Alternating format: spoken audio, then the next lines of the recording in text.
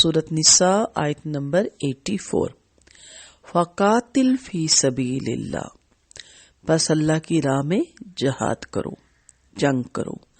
لا تکلف الا نفسک وحرض المؤمنین، تجھے تیری ذات کے سوا کسی کی تکلیف نہیں دی جاتی اور ایمان والوں کو رغبت دلا۔ عسیٰ اللہ ان یکف بأس الذین کفروا، اور امید ہے، یقین ہے، قریب ہے کہ اللہ ان لوگوں کی لڑائی روک دے جنہوں نے کفر کیا۔ واللہ اشد بأسا واشد تنکیلا، اور اللہ بہت سخت لڑائی والا اور بہت سخت سزا دینے والا ہے۔ اوپر کی آیات میں جہاد کی ترغیب دی، اس کے بعد منافقین کی سرگرمیوں کا ذکر کیا، اور اب اس آیت میں فرمایا کہ آپ ان منافقین کے ساتھ ہونے یا نہ ہونے کی پرواہ نہ کریں۔ آپ کی ذمہ داری ہے کہ آپ خود جہاد کے لیے نکلیں اور دوسرے مومنوں کو بھی ترغیب دیں۔ ابن اسحاق بیان کرتے ہیں کہ میں نے برارہ بن اعظم رضی اللہ عنہ سے پوچھا، جو شخص مشرکوں پہ حملہ کرتا ہے تو کیا وہ اپنے آپ کو ہلاکت میں ڈالتا ہے؟ انہوں نے جواب دیا، نہیں، کیونککہ اللہ تعالیٰ نے اپنے رسول کو مبعوث کیا اور ان سے فرمایا فقاتل فی سبیل اللہ لا تکلف الا نفسک، اور جس آیت کا آپ حوالہ دے رہے ہیں وَلَا تُلْقُوا بِأَيْدِيكُمْ إِلَى التَّهْلُكَةِ، اس کا تعلق اللہ کے راستے میں خرچ کرنے اور نہ کرنے سے ہے۔ اس سے معلوم ہوا کہ جہاد کے لیے بہت سی شرائط لوگوں نے اپنے پاس سے بنا لی ہیں۔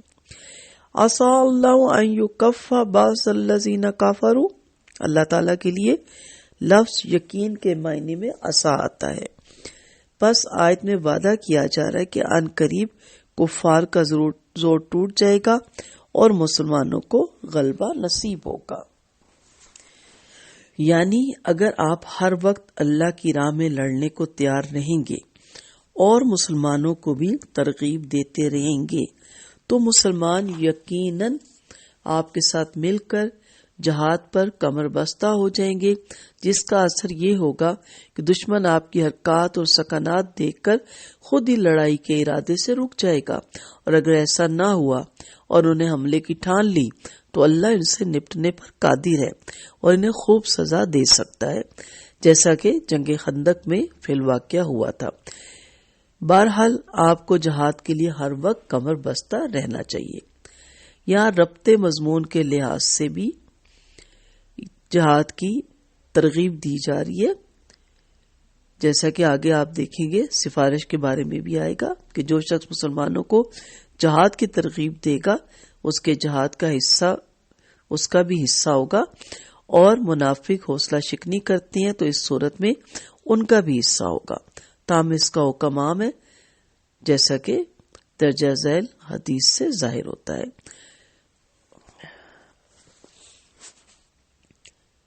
مومنوں کو اللہ کے نبی کو حکم ہوا کہ آپ دلیری والا بنائیں اور انہیں جہاد کی رغبت دلائیں۔ چنانچہ بدر والے دن میدان جہاد میں مسلمانوں کی صفیں درست کرتے ہوئے نبی کریم صلی اللہ علیہ وسلم نے فرمایا، اٹھو اور بڑھو اس جنت کی طرف جس کی چوڑائی آسمان اور زمین ہے۔ جہاد کی ترغیب کی بہت سی حدیثیں ہیں، بخاری میں ہے جو اللہ اور اس کے رسول پر ایمان لائے، نماز قائم کرے، زکوٰۃ دیتا رہے، رمضان کے روزے رکھے، اللہ پر اس کا حق ہے کہ وہ اسے جنت میں داخل کرے، اللہ کی راہ میں جہاد کی ہو یا جہاں پیدا ہوا ہو وہاں ٹھہرا رہا ہو۔